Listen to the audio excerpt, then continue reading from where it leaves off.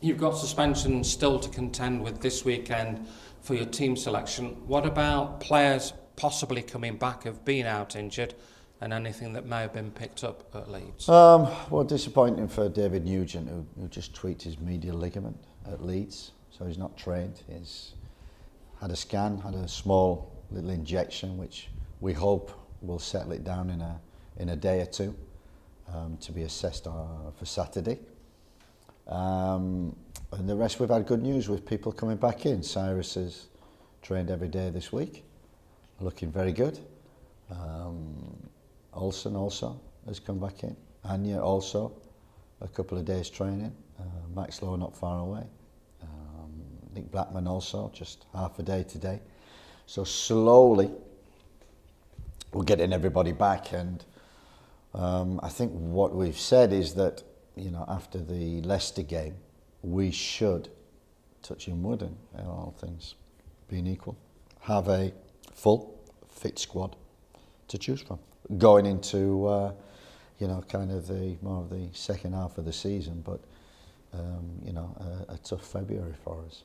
And in terms of the troublesome left-back position, which really has given you headaches throughout the whole season, is Marcus Olsen at the point where he could come back in for the Reading game? I mean, he might have to, on the pure chance that, you know, Jim Hanson's done a great job there, and we can't fault him for his attitude. It's not his position, but he's filled in and done a great job for us. But we do need a left back there. We'll see how Ollie is in this week. He's got through, and we just might have to throw him in. Andy Weimann gone out on loan? And you know, where the squad, I think, like I said when I came in, I think the squad is imbalanced. I think we've got a lot of wide players, a lot of the wingers. And what I hate is good players not playing. And Andy Weimann is a good player. And we couldn't get him in the team. Johnny Russell cemented for about, 10, 15 games, that left wing spot, and kept getting results. And unfortunately, Andy's not had a chance.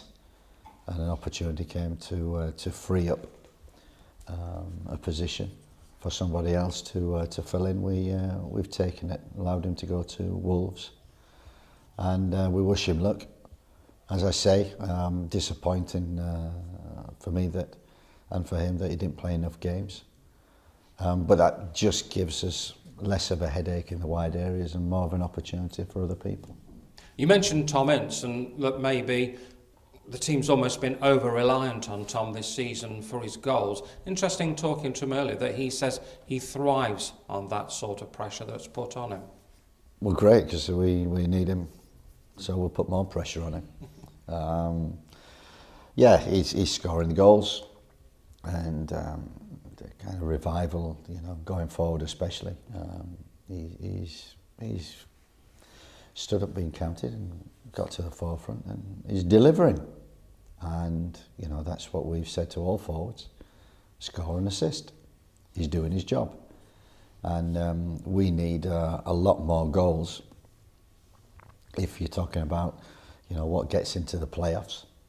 You're talking the average goals about 67. And we're way short of that. So we need one hell of a second half to make up 67 goals. So Tom's stepped forward, he's doing his job, and now we need the others also to start scoring more regular, and we know they can. We've got to create for them as well. And I think we've lacked a little bit of that in terms of fullbacks going forward and losing that left side especially. And Bairdy's doing a great job on the right-hand side. So the penetration from the fullbacks has not been there in the last few games. Also the midfielder a little bit because of suspensions and injuries. So I think, you know, we've got a tough game on Saturday, FA Cup tie, and then I'm hoping after that everybody will be fit, challenging, and a fit squad to pick from.